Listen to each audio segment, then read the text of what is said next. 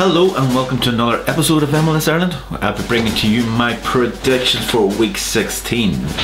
We're getting there.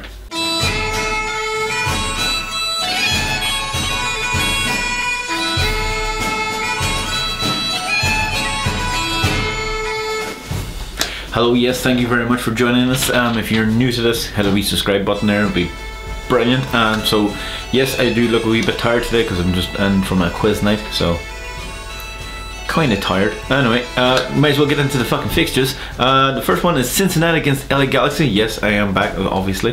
There's a weird thing that MLS games are on whilst international games are on, so that makes sense.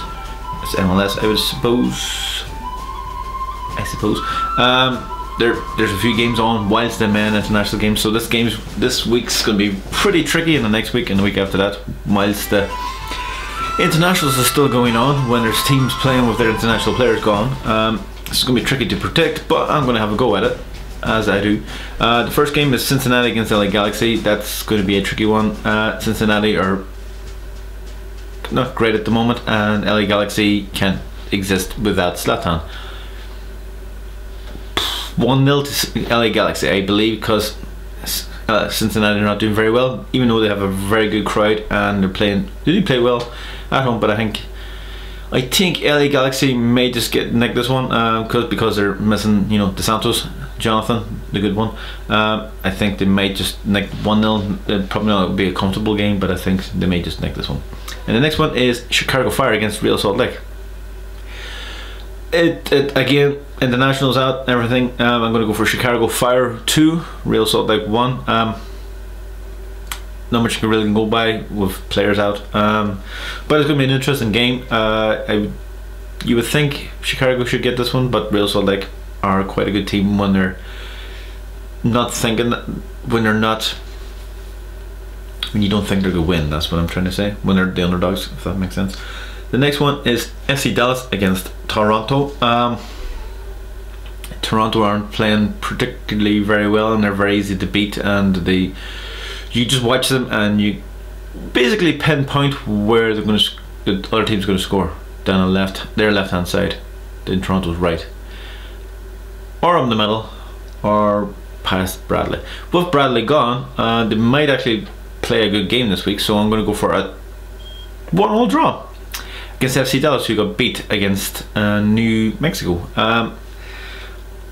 Not much really I could take away out of this. Toronto are losing man, FC Dallas is probably losing man, so I'm going to go for a 1-1 draw. The next one is Vancouver against Colorado. Yes, I got that correct. Vancouver should nick this one, I think 1-0, but even though the Rapids are playing quite well at the moment this past while, I just think Vancouver might have a wee bit too much for them there. I might be wrong, but I think Vancouver just nicked this one 1-0. The next one is Portland Timbers against Houston Dynamo. A tricky one. Tricky. Portland, who haven't, this is the second game at home, you think they would actually do pretty well, but I'm going to go for a 1-0 draw. I think it could be 2-1 or Portland should be able to win this game, but I think just for the fact is they have men and so does Houston, and this week's going to be an interesting one, so I'm going to go for a 1-1 draw. It could be 2-1, but I'm going to go for a cheap, easy 1-1 draw. The next one is Columbus Crew against Sporting Kansas City. Sporting Kansas City with players out and they're back in there. Yeah, you get my message. It's going to be a 2-2 draw. I told you it's going to be a 2-2 draw, and that's this weekend's games. And we might as well do Thursdays while I'm here.